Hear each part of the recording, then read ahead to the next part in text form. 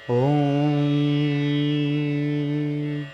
आदिशक्ते जगन्मातर्भक्तानुग्रहकारिणी सर्वत्र व्यापिके नन्ते श्रीसन्धे ते नमोऽस्तु ते। नारायणी मासाचा आजचा हा चौथा दिवस आहे. अधिक नवरात्राचा हा चौथा पाचवा दिवस आपण म्हणू शकतो. पंचमी आज आहे. भगवती महावाराही तथा भगवती ललिता महात्रिपुर सुंदरीचा आजचा हा दिवस. आज आपण देवी भागवत महात्म्याचा हा चौथा अध्याय आपण आज पाहणार आहोत. की कालच्या स्कंद महापुराणाच्या परिपाठाप्रमाणे आपण पाहून आलो काल की स्कंद भगवान महर्षी अगस्त्य महामुनींना देवी भागवताचं महात्म्य सांगत आहेत. आजचा अध्याय जो आहे याच्यामध्ये एका कथेमध्ये दोन कथा अशा विणलेल्या आहेत. थोडंसं कन्फ्युजन होण्याची शक्यता आहे. पण आजचा जो अध्याय आहे तो बऱ्यापैकी ज्योतिषशास्त्रावरती आधारभूत आहे. आणि त्याच्यानंतर त्या रेवती नक्षत्राशी अशी असलेला आहे. आणि त्याचा आणि भगवतीच्या उपासनेचा संदर्भ अनुषंगाने किंवा त्या गंडयोगाच्या निवारणार्थ भगवती उपासना किंवा देवी भागवत उपासना किंवा पुत्रप्राप्तीसाठी देवी भागवत उपासना कशी श्रेयस्कर आहे असा हा आजचा विषय आहे. याच्यामध्ये बरीचशी सुभाषितं आलेली आहेत, बरीचशी सूत्र किंवा बऱ्याचशा म्हणी म्हणा किंवा चांगल्या गोष्टी त्याच्यामध्ये शिकायला मिळू शकतील अशा बऱ्याचशा गोष्टी त्याच्यामध्ये येतात. आपण त्या गोष्टींचा आपण विचार करू आणि जे काही आवश्यक श्लोक आहेत ते श्लोकांचा आपण विचार करत आपण पुढं आपलं मार्गक्रमण करू. तर काल सांगितल्याप्रमाणे की अगस्त्य महामुनी म्हणतात, देवसेनापते देव विचित्रेयम श्रुता कथा पुनरन्यच्च माहात्म्यम वद भागवतस्य मे.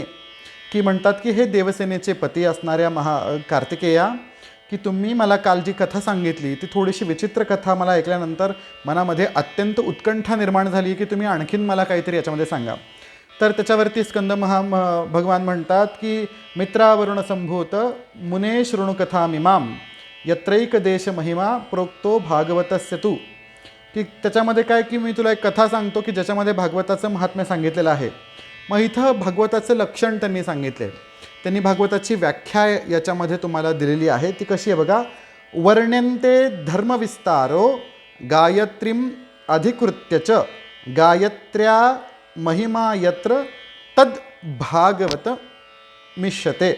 की ज्याच्यामध्ये धर्माचा विस्तार केलेला आहे, वैदिक धर्माचा विस्तार केलेला आहे आणि त्याच्यामध्ये गायत्री धर्माचं किंवा गायत्री मंत्रजपाचं गायत्री अनुष्ठानाचं आधिक्य आहे, बाहुल्य आहे आणि ज्याच्यामध्ये गायत्रीचा महिमा वर्णन केलेला आहे त्याला भागवत असं म्हणावं.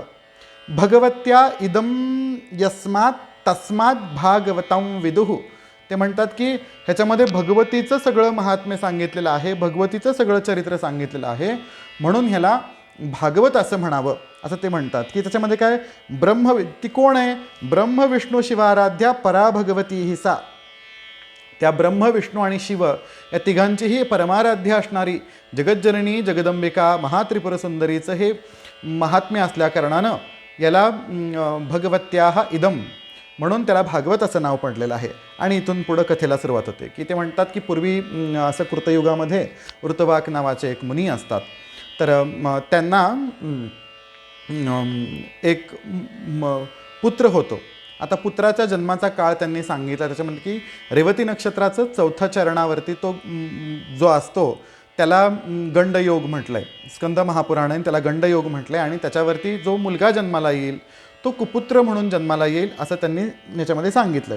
मग त्यांनी काय केलं, त्या मुलाचे म्हणजे सगळे त्याचे जातकर्म संस्कार सगळे संस्कार त्यांनी उपनयन वगैरे वेदाध्ययन सगळे संस्कार त्याच्यावरती केल्यानंतर सुद्धा तरी तो मुलगा त्याचं वैदिक धर्माकडं धर्माचरण सदाचार ह्याच्याकडं काही लक्ष नव्हतं.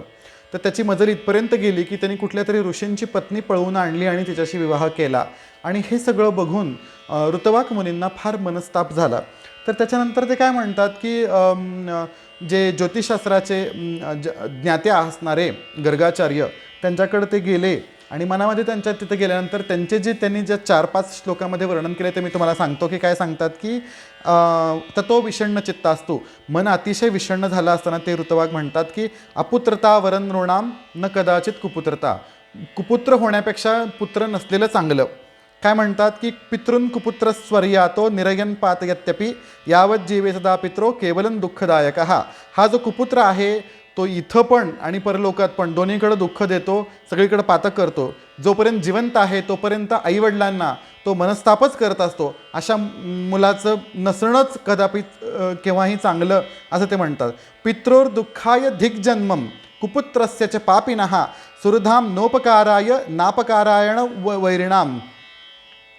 म्हणून मातापितांना दुःख देणाऱ्या त्या कुपुत्राचा धिक्कार असो की असा जो मुलगा असतो, असा जो पुत्र असतो ना मित्रांचा उपकार करतो ना शत्रूंचाही अपकार करतो, असं त्यांनी याच्यामध्ये म्हटलं की धन्यास्ते मानवा लोके सुपुत्रो यद्गृहे स्थितः परोपकारशीलश्च पितुर्मातृसुखावहा. या जगामध्ये ते आईवडील धन्य आहेत की ज्यांच्या घरी सुपुत्र जन्माला आलेला आहे आणि त्या सुपुत्रामुळं त्या आईवडिलांसहित गेलेल्या पितरांना सुद्धा सुख प्राप्त होतं. कुपुत्रेण कुलं नष्टम कुपुत्रेण हतं यशः कुपुत्रेण च सामुत्रम दुःखै निरय यातना. ते म्हणतात की कुपुत्रामुळं कुळाचा नाश होतो, कुपुत्रामुळं यशाचा नाश होतो, कुपुत्रामुळं इह आणि परत्र सगळीकडं दुःखच प्राप्त होतं. याच्यानंतर एक त्यांनी सुभाषित असं म्हटलं आहे की म्हणजे असं आपण म्हणतो काव्यशास्त्र विनोद, ते मला सांगावं असं वाटतं म्हणून मी सांगतो. कुपुत्रेणान्वयो नष्टो जन्मन नष्टन कुभार्यया कुभोजनेन दिवसः कुमित्रेण सुखं कुतः. ते म्हणतात की कुपुत्रामुळं वंश नष्ट होतो. बायको जर चांगली नसेल, पत्नी जन्म नष्टं कुभार्या, तर आयुष्य पूर्ण दुःखदायक होतं. जेवण जर चांगलं मिळालं नाही, भोजन जर चांगलं मिळालं नाही तर तो दिवस दुःखामध्ये जातो. आणि मित्र जर चांगला नसेल तर तुम्हाला सुख कसं प्राप्त होईल हे सुभाषित त्याच्यामध्ये दिले. अशी बरीचशी उदाहरणं ह्याच्यामध्ये येतात. असो, आपला विषयाकडे पुन्हा येऊ. मग ते तिथे जाऊन गर्गाचार्यांना सगळं म्हणतात की माझं काय चुकलं, मी धर्मनिष्ठ राहून वैदिक धर्माचं पालन केलं, मी पंचयज्ञ रोज नित्यकर्म पंचयज्ञ वैश्वदेव बली सगळ्या गोष्टी मी केल्या, मी संध्यावंदन नियमाप्रमाणे केलं, मी सगळं नियमाप्रमाणे ब्रह्मचर्य व्रत पालन करून केवळ गर्भाधानाच्या हेतूनेच मी जे काय असेल ते कर्म केल्यानंतर तरीसुद्धा मला असा का पुत्र प्राप्त झाला, हे गर्गाचार्या मला तुम्ही सांगा. तर ते म्हणतात ना तुझा दोष आहे ना तुझा भार्येचा दोष आहे. हा तुझा मुलगा रेवती नक्षत्राच्या 4थ्या चरणावरती जन्माला आल्या कारणानं हा तुझा कुपुत्र जन्माला आलेला आहे. मग ह्याच्यावरती उपाय काय? मग ते सांगतात की तुला जर ह्याच्यात असेल तर तुला एकच करा की तद्दुःख नाशाय तद्दुःख शांतये ब्रह्मन जगताम मातरम शिवाम. त्या दुःखाच्या नाशासाठी किंवा त्या मुलाला सुमती देण्यासाठी तुला एकच उपाय आहे की तू त्रैलोक्य मातर जी असणारी समाराधये यत्नेन दुर्गान दुर्गतीनाशिनीम, दुर्गतीनाशन करणाऱ्या भगवती दुर्गेची तू साधना कर, उपासना कर, आराधना कर, असं त्यांनी सांगितलं. हे ऐकल्यानंतर त्यांना अतिशय मनस्ताप झाला. मग ऋतुवाक मुनी तिथून निघून आले. तपोबलाच्या जोरावरती ते म्हटलं मी जर धर्मचरण केला असेल, मी जर आजपर्यंत वैदिक धर्माचं पारण केलं असेल, मी जर माझं तप कधीही भंग झाले नसेल, मी जर निष्ठावान राहून भगवान महादेवांची उपासना केली असेल तर आजच्या आज ते रेवती नक्षत्र खाली पडेल असं ते म्हणतात. आणि तसं म्हटलं आणि ते रेवती नक्षत्र खाली पडतं.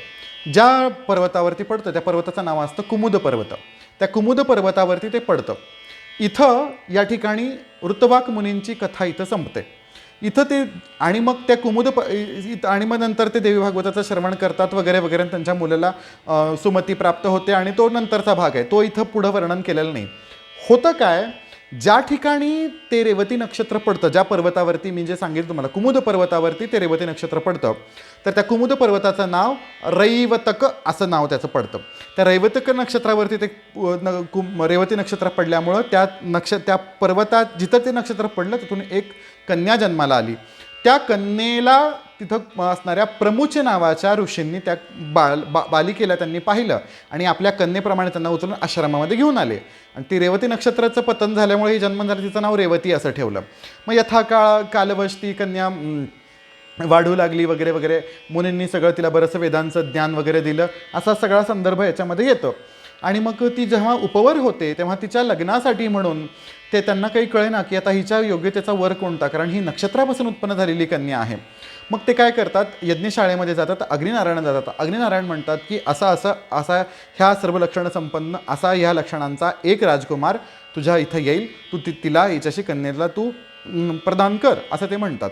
आणि मग तिथं काय होतं की दुर्दम नावाचा एक राजा त्या तत्क्षणी, हे जेव्हा यज्ञशाळेमध्ये असतं की तत्क्षणी ते तिथं आलेले असतात आणि ते बाहेर ही रेवती फुलं तोडत असते स्वामींच्या कार्यासाठी वगैरे वगैरे, आणि ते तिला प्रिये म्हणून संबोधतात. ते म्हणजे काही संबंध यांनी मला प्रिय वगैरे म्हणायचा, पण ठीक आहे, काही हरकत नाही. मग जेव्हा मुनी त्याच्याकडे बघतात की तेव्हा त्याच्या लक्षात येतं की हाच आपल्या कन्येचा पती आहे.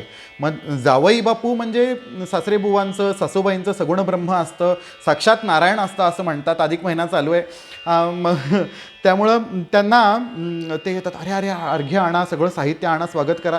त्यांचं स्वागत करतात, सगळं विचारतात, राज्य कसं आहे, असं कसं आहे कसं आहे. फक्त एक प्रश्न विचारत नाही, तुमची पत्नी किंवा भार्या कशी विचारत नाही. का? तर ते म्हणतं की तुमची भार्या तर आमच्याकडंच आहे. असं कसं? मग ते म्हणतात की तुम्हाला कुठे आहे माझी भार्या? तर हे काय तुम्ही आता जिला प्रिय म्हणून संबोधलं ती तुमची भार्या? नाही हो, माझ्या मनामध्ये असा दूषित कुठलाही भाव नव्हता, तसं नाही. तर ते म्हणतात नाही, स्वतः अग्निनारायणांनी मला हे प्रमाण देऊन सांगितलेलं आहे की तुम्ही ह्या लक्षणं संपन्न असा तुम्हाला जावई तुम्हाला प्राप्त होईल, जावई बापू तुम्हाला असे प्राप्त होतील, तुम्ही तिच्याशी लग्न करून द्या. तर मग इथं सांगायचं तात्पर्य काय की ती रेवती अडून बसते, माझं लग्न करा तुम्ही यांच्याशी, काही वाद नाही, त्याच्याबद्दल मला काही हरकत नाही आहे, पण माझं नक्षत्र रेवती, माझं लग्न जे आहे ते रेवती नक्षत्रावरती व्हायला पाहिजे, असं ती म्हणते. रेवती नक्षत्र, अगं रेवती नक्षत्र तर नाहीच आहे, ते तर खाली पडलेलं आणि तू त्याच्यापासून निर्माण झाली रेवती. ते म्हणते मला माहीत नाही, तुम्ही ते रेवती नक्षत्र तिथं लावून द्या आणि त्या रेवती नक्षत्राच्या काळावरतीच माझं लग्न करून द्या. ते म्हणतं असं कसं शक्य आहे? ते म्हणतं तुम्ही एवढे देवीचे भक्त आहे, एवढं अग्निदेवांशी बोलता, तुम्ही काय करा.